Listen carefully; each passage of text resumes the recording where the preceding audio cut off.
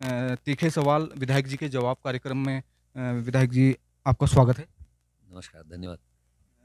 आज हमारे बीच रानीखेत विधायक कांग्रेस प्रत्याशी करण मेहरा जी मौजूद हैं। मेहरा जी, सबसे पहले तो आपको बधाई। धन्यवाद, धन्यवाद भाई जी। विधायक जी, क्या रणनीति है इस बार, किस प्लान के साथ आप बीच में एक बार फिर से जा देखिए, अब कामों को लेके मैं जनता के बीच में जा रहा हूँ और कांग्रेस की सरकार आ रही है। महँगाई से पब्लिक त्रस्त है और लोग बेरोज़गारी से त्रस्त हैं। बीजेपी के कुशासन से और बीजेपी के भ्रष्टाचार से लोग परेशान हैं। इन्हीं सब बातों को लेके जनता के बीच में हूँ।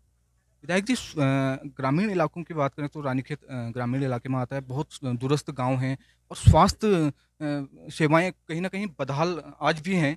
तो आपकी तरफ से क्या देखिए, अगर आप देखें तो मैं इसको 2 भागों में बाँटना चाहता हूँ, रानीखेत और भिकियासैंण। रानीखेत हॉस्पिटल को 42 लाख रुपए की हाईटेक एम्बुलेंस दी है, जो हार्ट-अटैक के लोग हैं या ब्रेन हेमरेज के उनके लिए। एक्स-रे दिया है, डेंटल एक्स-रे, उसके अलावा खून जाँचने की मशीन, ऑक्सीजन कंसंट्रेटर्स दिए गए हैं ताकि कोरोना के टाइम में हम लोग लड़ सकें, और भी बहुत सारे काम हुए हैं। वहीं ताड़ीखेत को 108, हथरौज खान को 108 दी गई हैं। भिकियासैंण में विधायक निधि से 50 लाख रुपए का ऑक्सीजन प्लांट लगाया है, और जिस भिकियासैंण को केवल रेफर सेंटर कहते थे, आज वहाँ ऑपरेशंस हो रहे हैं। वहाँ और करीब 10 से 12 अल्ट्रासाउंड डेली हो रहे हैं। तो ये मेरी तरफ से स्वास्थ्य में हम लोग काम कर रहे हैं इस समय, और लेकिन बहुत गुंजाइश है। 2 बार हम लोग और मेरे ब्लॉक प्रमुख हीरा रावत जी आंदोलन भी कर चुके हैं डॉक्टर्स को लेके, लेकिन सरकार बिल्कुल सोई हुई है।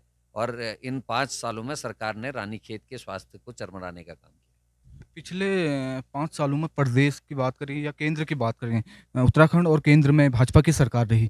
आपको कितना सहयोग मिला? देखिए, जब समीक्षा हुई थी रानीखेत विधानसभा की, जो सड़कों का सीट था, उसमें रानीखेत में शून्य लिखा गया था। इससे आप समझ सकते हैं कि कितना सहयोग हुआ। वहीं सांसद मुख्यमंत्री राहत कोष से जहाँ विधायकों को 1-1 करोड़ रुपए से अधिक की आर्थिक सहायता उनके क्षेत्र में दी गई। मेरे क्षेत्र में मेरी पत्र पे, और मैं उनके कार्यकर्ताओं के द्वारा ज़रूर कुछ चीज़ें हुई होंगी, पर मेरे क्षेत्र में, मेरे इलाके में उनके द्वारा केवल 3 लाख रुपए, जो मेरे पत्र पे मिला है, 5 सालों में केवल 3 लाख रुपए की धनराशि मेरी विधानसभा में आई है। उसमें से भी 75 लाख रुपया, 75,000 रुपया जो नई मुख्यमंत्री हैं, उन्होंने एक बच्ची है पथुली की रावत, उसके कैंसर था तो उसके 75,000 दिए, उसको मिला के मिला है। इससे आप समझ सकते हैं कितना सहयोग मिला है। अ, भाजपा ने कहीं न कहीं भाजपा कांग्रेस पर हमेशा आरोप लगाती रहती है कि कांग्रेस ने देश को पीछे धकेल दिया, कांग्रेस ने देश का विकास नहीं किया। आज भाजपा की गवर्नमेंट आप किस देखिए, जिस समय भारत में सुई नहीं बनती थी, उस समय आधुनिक भारत के निर्माता जवाहरलाल नेहरू जी ने आईआईएम खोले, आईआईटीज़ खोली, इंजीनियरिंग कॉलेज खोले, मेडिकल कॉलेज खोले, केंद्रीय विद्यालय खोले, नवोदय खुले। राष्ट्र के बच्चों को आगे बढ़ने के अवसर प्राप्त हुए। नई सरकार में, जिसमें अभी भी इनकी सरकार की वजह से लोगों के हालात ये हो गए, लोगों में मकान नहीं है, पहनने को वस्त्र नहीं है, नौकरियाँ नहीं हैं, घर में महिलाएँ बेरोज़गार हैं, बच्चे बेरोज़गार हैं। उस देश में 3,000 करोड़ रुपए की मूर्ति बन रही है।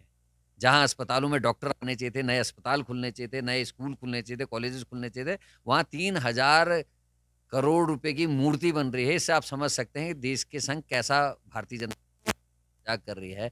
जब आदमी दरअसल उस देश में 130 करोड़ जनसंख्या हमारे देश की। अगर वो 3,000 करोड़ रुपया देश के हर नागरिक को बाँट दिया जाता उसका हिस्से करके, तो एक नागरिक के हाथ में 20 लाख रुपए आते लगभग।